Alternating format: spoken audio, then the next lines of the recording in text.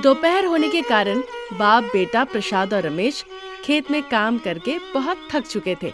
उधर उनकी पत्नियां शारदा और अनामिका स्वादिष्ट भोजन बनाती है और एक टोकरी में डालकर उसे वो दोनों मिलकर खेत में ले जाती है। खेत पहुंचकर वो दोनों देखती है उन दोनों के पति एक बड़े से पेड़ के नीचे लेटकर खराटे लेकर सो रहे हैं। सासू माँ, मुझे तो उम्मीद ही नहीं थी कि पिताजी और आपका बेटा ऐसे करते होंगे। जब मैंने कहा था तुमने सुना था कि बाप बेटा कभी बदलेंगे नहीं। इनके आलसीपन के सामने तो एप्पल टावर भी कुछ नहीं है। ना ही एप्पल और ना ही बनाना टावर है, वो एफिल टावर है। हाँ, वही हुआ, वही समझ लो। ये बाप बेटे तो कोढ़ियापंती के महा उदाहरण है। अब क्या करे सासू माँ? अब क्या करे बहू, जैसे कि खेतों को लीज पर ले रखा है, भले ही हम उसमें फसल उगाए चाहे ना उगाए, मुनाफा हो या ना हो, लीज के पैसे चुकाने होंगे। हमारे पास उतने पैसे भी कहाँ माँ, पर कैसे भी करके हमें उन पैसों को चुकता करने ही पड़ेंगे, है ना? पर अगर हमारे पास सोने की बालियाँ होती तो उसे गिरवी रखकर हम उधार चुकता भी कर देते, पर वो भी तो नहीं है। पर अगर ये बिना जिम्मेदारी लिए परिवार का बोझ बिना उठाए इस तरह कोढ़ियापंती से सोते रहेंगे तो हम क्या करें बताओ? हम जाके गांव के बुजुर्ग इंसान भूषण को कहे क्या? मैंने भी ऐसा सोचा था बहू, पर उस बुजुर्ग इंसान भूषण के बारे में जब सोचा तो मैं डर गई। क्यों सासू माँ, भूषण के बारे में आपने ऐसा क्यों सोचा? वो शैतान है क्या? कोई साधारण शैतान नहीं है बहू, बहुत कठोर है। कठोर मतलब वो चंदा लेते हैं या वसूली करते हैं? कहाँ से आई हो तुम पता नहीं, बेवकूफ हो क्या? वसूली नहीं करता। कठोर मतलब वो बहुत बड़ा दुष्ट राक्षस है। फिर इतने बड़े शैतान को गांव में रहने क्यों दिया गया? शारदा के घर में एक बहुत ही बुद्धिमती और समझदार बहू रानी आएगी। वो अपनी चालाकी से उसे गांव से बाहर निकाल देगी, ऐसा भगवान ने आकर कहा था। इसीलिए अब बिना देर किए जाओ, जाके भूषण से बात करो।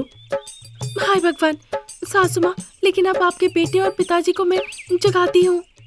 ऐसा कहके वो रमेश और ससुर जी के पास जाकर उन्हें जगाने की बहुत कोशिश करने लगती है, पर सब व्यर्थ हो गया। चाहे वो कितना भी जगाने की कोशिश करे, पर बाप बेटा खराटे मार के सोते ही रह गए। अनामिका थक हार के मुंह लटका ली। सासू माँ, पिताजी और उनको जगाते जगाते मैं तो थक गई, अब आप ही देख लीजिए। ठीक है बहू, देखो मैं चुटकी बजाते ही कैसे वो उठ जाते हैं, पर इसके बदले में क्या मिलेगा? आज रात फिर मैं खाना पकाऊंगी सासू माँ।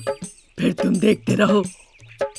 ऐसा कहकर शारदा जो खाना बनाकर ले आई थी उसका ढक्कन खोल देती है। उसकी खुशबू से बाप बेटे दोनों की आंखें खुल जाती है। जैसे ही बाप बेटे को खुशबूदार टिफिन बॉक्स दिख जाते हैं, वो जल्दी से उठ के टिफिन बॉक्स के पास आके देखने लगते हैं। बड़े आशा के साथ वो टिफिन का डब्बा देखने लगते हैं। जल्दी से शारदा ढक्कन लगा देती है। माँ, ढक्कन क्यों लगा दिया? मुझे भूख लगी है, खाना खाने दो। क्या काम किया बेटा जो भूख लग गई? जमीन वैसी की वैसी पड़ी है, एक घास भी नहीं छीले हो। करने का सोचा था शारदा, पर जब आए धूप बहुत थी, छांव के लिए आए तो पेड़ के नीचे आग लग गई।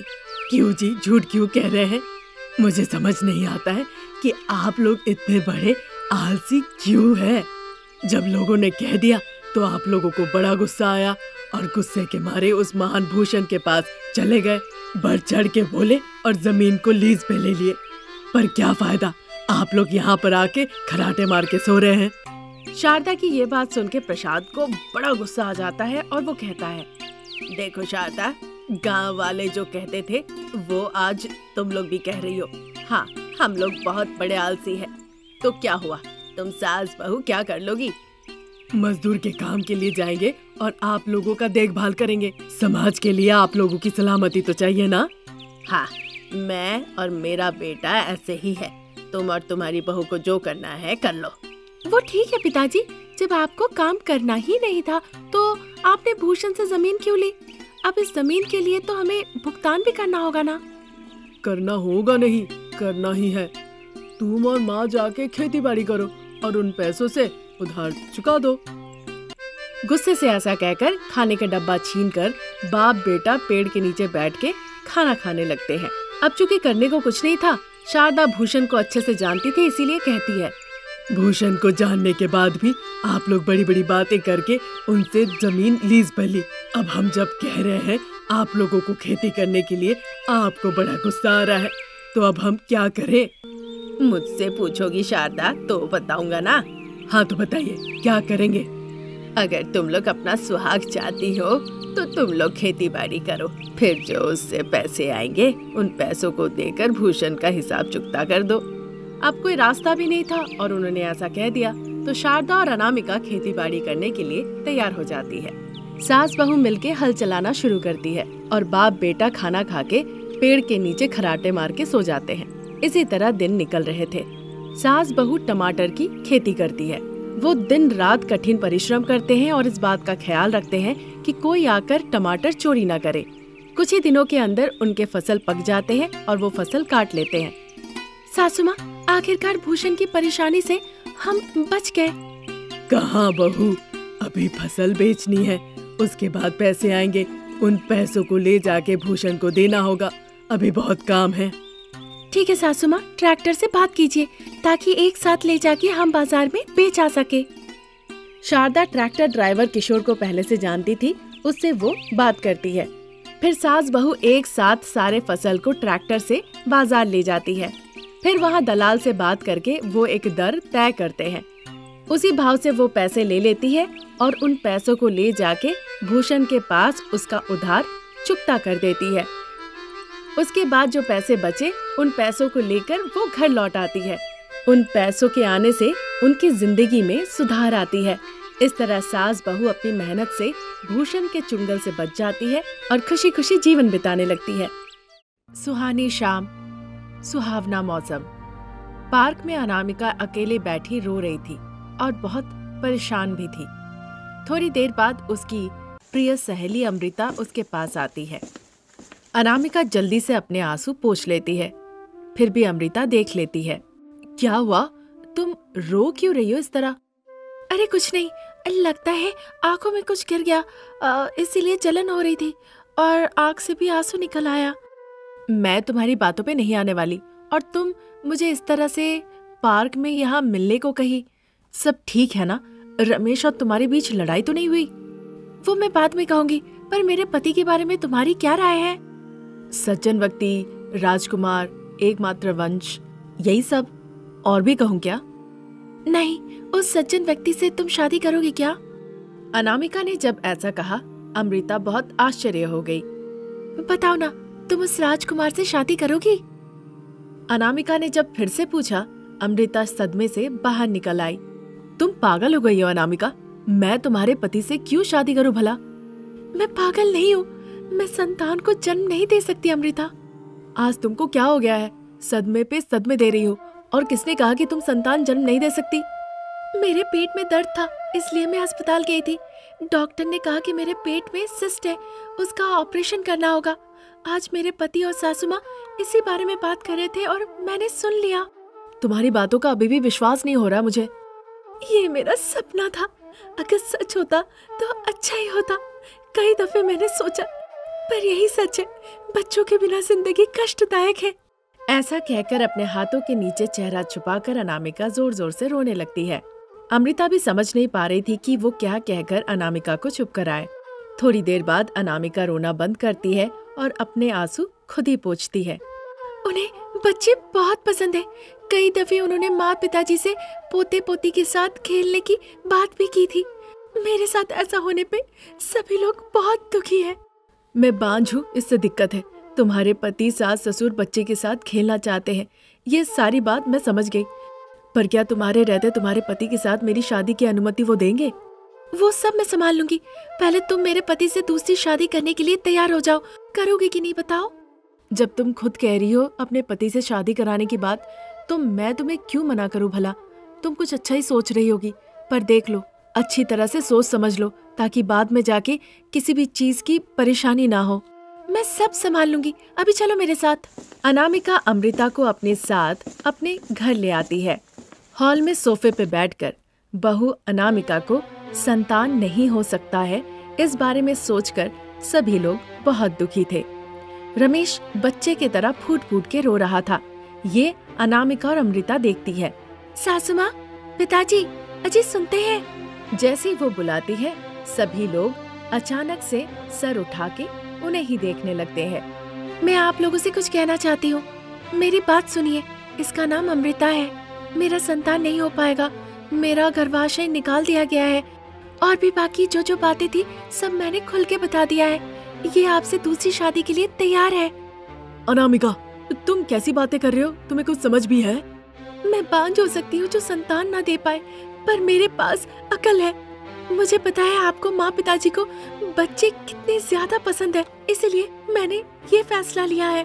देखो बहू, बच्चों के साथ खेलने की बात सही है। मैं तुम्हारे पिताजी चाहते हैं खेलना, पर भगवान में जब किस्मत में तुम्हारा माँ बनना नहीं लिखा है तो हम क्या करें? इसीलिए तो सासू माँ, एक किस्मत वाली लड़की को आपके घर की बहू बना के मैं ले आना चाहती हूँ, इसीलिए मैं ये सब कर रही हूँ। ठीक है, पर अगर अमृता इस घर में मेरी पत्नी बन के रहेगी तो तुम कहाँ रहोगी? मैं नौकरानी रसोइया बन के रहूंगी। 2 वक्त खाना नहीं दे सकते क्या? देखो अनामिका, अगर बच्चे ना भी हो दिक्कत नहीं, तुम मेरी पत्नी हो, तुम मेरे दिल में राज करती हो, तुम महारानी हो, तुम मेरी बेटी की तरह हो मेरे लिए। हाँ।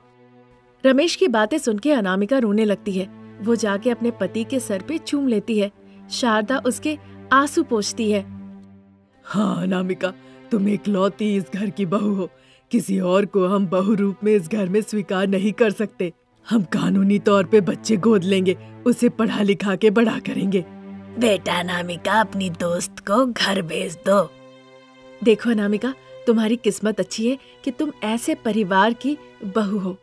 मेरा यहाँ पे ज्यादा देर रुकना सही नहीं होगा। अमृता ऐसा कहकर वहाँ से चली जाती है। इसी तरह दिन गुजर रहे थे।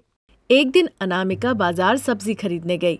वापस लौटते वक्त उसे एक बच्चे की रोने की आवाज आई। वो उत्सुकता से आसपास देखने लगी, पर उसे बच्चा कहीं भी नहीं दिखा। पर लगातार उसे आवाज आ रही थी, जिसकी वजह से उसकी उत्सुकता और बढ़ जाती है। वह आसपास देखने लगती है। वहाँ पास में ही एक कचड़े का डब्बा दिखता है अनामिका को। वो समझ जाती है कि बच्चे की रोने की आवाज उसी डब्बे से आ रही है। उस कचड़े के डब्बे के पास अनामिका जाके देखने लगती है। वहाँ 2 जुड़वा बच्चियां रो रही थी। उस हालत में देखकर अनामिका को उनके प्रति बहुत दया आती है। उसके अंदर की ममता भरी माँ जाग जाती है। देख के लग रहा है कुछ ही देर पहले इन बच्चों का जन्म हुआ है और इस कचरे के डब्बे में लाके किसी ने इस हालत में उन्हें फेंक दिया है। बेचारी लड़की होके पैदा होना तो कोई बुरी बात तो नहीं, बेटा पैदा करना और उसी बेटे के हाथ से मार खा के बुढ़ापे में दर बदर भटकना वो बुरी बात है। ऐसा कह के अनामिका दोनों बच्चों को उठाकर अपने साथ घर ले जाती है। वहाँ अपने सास ससुर अपने पति को पूरी बात वो खुल के बताती है। अगर आपकी मंजूरी हो तो इन बच्चों को मैं पालना चाहती हूँ। ईश्वर ने तुम्हें इस तरह से माँ बना के तुम पे कृपा की है। आज से तुम ही इन बच्चों की माँ हो और मैं पिता, मैं दादी और मैं दादा। ठीक है बहू, पहले इन बच्चों को एक बार अस्पताल ले जाके इनकी जांच करा लो। ठीक है सासू माँ। उसके बाद सभी लोग एक साथ गाड़ी में बैठ के बच्चों को पास के ही बच्चों के अस्पताल में ले जाते हैं। वहाँ डॉक्टर बच्चों की जांच करके कहते हैं, बच्चे बिल्कुल सेहतमंद हैं, उन्हें कोई दिक्कत नहीं, पर बच्चों को समय समय पर हर माह में उन्हें टीका लगाना जरूरी है। उससे रिलेटेड मैं आपको एक फाइल दे दूंगा, अपने साथ ही रखिएगा, उसे भूलिएगा मत और समय समय पे बच्चों को लाकर टीका जरूर लगाइएगा। जैसे ही उन्होंने कहा, शारदा और अनामिका बच्चों को लेकर फिर से आके गाड़ी में बैठ गई। 10 मिनट के अंदर ही वो घर लौट आते हैं। तब से अनामिका उन बच्चों का बहुत ख्याल रखती है और वो ये बात भूल ही जाती है कि वो कभी माँ नहीं बन सकती और इस तरह खुशी खुशी बच्चों के साथ जीवन बिताने लगती है।